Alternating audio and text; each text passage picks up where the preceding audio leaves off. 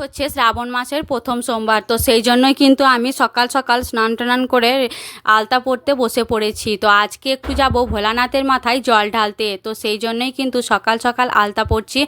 তো এই যে দেখো, আমি যখন আলতা পরছিলাম তখন কিন্তু আমার মেয়ে অনেক রেগে গেছিলো, কারণ ও আমাকে বলছিল ওর পায়ে আগে আলতা পরাতে। তো আমি ওর পায়ে আগে না পরিয়ে আমি নিজেই আগে পরছিলাম, তো সেই জন্যই কিন্তু ও আজকে অনেক রেগে গেছিলো।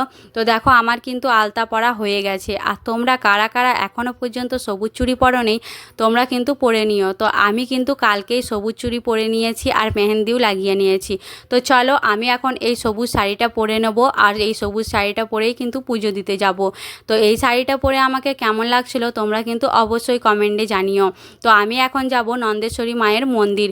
তো তোমরা তো জানোই যে সেদিনেও আমি গেছিলাম নন্দেশ্বরী মায়ের মন্দিরে। তো আসলে আমাদের এখানে সবাই নন্দেশ্বরী মায়ের মন্দিরেই যায় বিপত্তারিণী করতে, শিবরাত্রি করতে, আর যারা সোমবার করে তারাও কিন্তু এই মানে নন্দেশ্বরী মায়ের মন্দিরেই আসে। আসলে আমাদের সাঁইথিয়ার কিন্তু এই নন্দেশ্বরী মায়ের মন্দিরটা কিন্তু খুবই বিখ্যাত একটা মন্দির, খুবই নামকরা একটা মন্দির। তো আমি এখন চলে এসেছি, দেখো সবাই কিন্তু এখানে নিজে নিজেই পুজো করছে, নিজে নিজেই মানে শিবলিঙ্গে নিজে নিজেই জল ঢালছে আর নিজে থেকেই কিন্তু পুজো করছে। আর ঠাকুরমশাই কিন্তু সাইডে দাঁড়িয়ে মন্ত্র পড়ছিলেন আর সবাই নিজে থেকেই পুজো দিচ্ছিল। তো আমিও যেয়ে কিন্তু নিজে থেকেই পুজো দিচ্ছিলাম।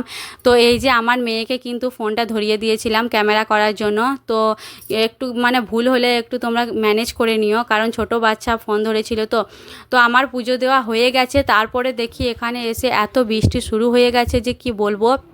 ওখানে প্রায় আধ ঘন্টা দাঁড়িয়েছিলাম। আধ ঘন্টা দাঁড়ানোর পর যখন একটু বৃষ্টিটা কমলো, তখন কিন্তু আমি এই নন্দেশ্বরী মায়ের যতগুলো মানে মন্দির আছে সব মন্দিরে মন্দিরে একটু জলে ভিজেই কিন্তু আমি ধূপ দেখাচ্ছিলাম।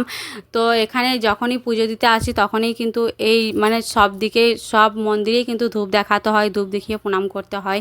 তো তোমাদেরকে পরে একদিন দেখাবো ভিডিওতে পুরো মন্দিরটা ভিডিও বানিয়ে। তো আজকে পারলাম না বৃষ্টির কারণে, এত বৃষ্টি শুরু হয়ে গেছিলো। তো এই যে দেখো, আমি এখন বাড়ি চলে এসেছি আর আমার ভোলানাথকে এখন প্রণাম করছি, প্রণাম করে আশীর্বাদ নিয়ে নিচ্ছি। তো চলো, ভিডিওটা কেমন লাগলো অবশ্যই জানিও। টাটা।